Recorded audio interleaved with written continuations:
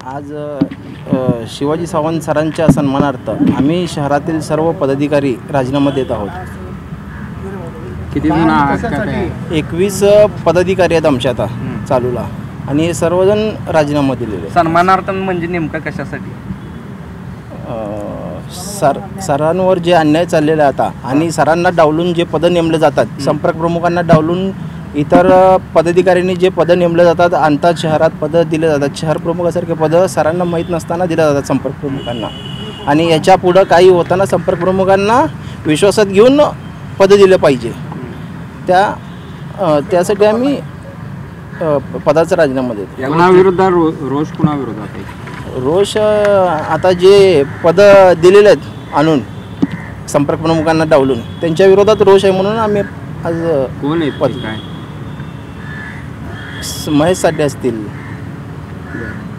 म्हणजे काय? महेश साठे आहेत, त्यांनी जे पदाधिकाऱ्यांना पद दिलेत संपर्क प्रमुखांना डावलून त्यांच्या विरोधात आम्ही आज राजीनामे देत आहोत। सध्या या घडामोडी शहराच्या आहेत, ह्या मी वरिष्ठांना 2 वेळा सांगण्याचा प्रयत्न केला। समन्वयक म्हणून सोलापूर शहराच्या महानगरपालिकेची बांधणी असेल, जिल्ह्याच्या नगरपालिका, पंचायत समित्या, नगरपालिका याचा अद्याप आढावा कधी घेतला गेला नाही। आणि तुमचे अधिकार नसताना तुम्ही जिल्हा संपर्क प्रमुख यांना डावलून त्यांच्या गावातून मिटिंग घेत असेल तर ही चौकटीच्या बाहेरची गोष्ट आहे। त्यामुळे खतखत या सोलापूर शहरात वाढली। आम्ही वरिष्ठांना सांगितल्यानंतर त्यांनी सांगितले की आम्ही शिवाजी सावंतांना पदमुक्त केलेलं नाही। मग त्यांना पदमुक्त केलेलं नाही, ही येते तिथं मिटिंगा घेतात आणि वर त्यांचे पत्र देऊन निवडे करतात।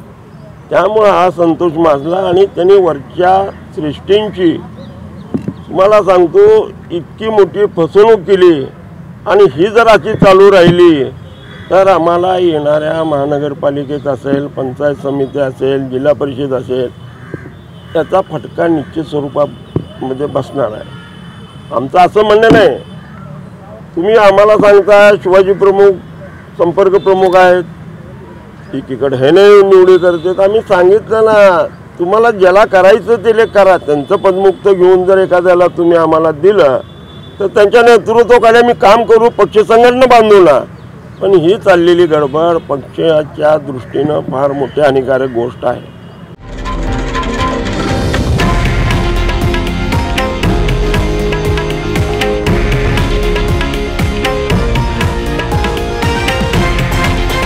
हे आहे देशातील नंबर 1 न्यूज नेटवर्क आणि आपण पाहत आहात TV9 मराठी, एकमेव।